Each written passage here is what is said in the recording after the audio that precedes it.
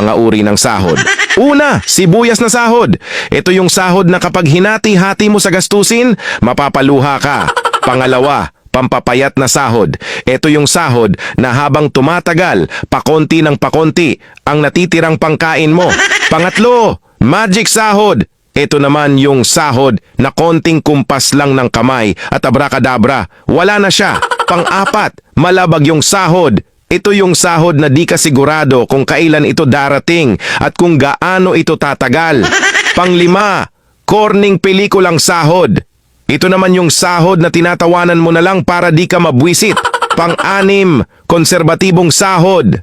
Ito yung sahod na nakakawala ng inspirasyon. Pang-pito, baog na sahod. Ito naman yung sahod na kahit anong trabaho ang gawin mo, wala pa ring kalalabasan ito. Pang-walo, reglang sahod. Ito yung sahod na isang beses isang buwan lang dumating at tumatagal lang ng 3 araw. Alin sa 8 ang sahod mo?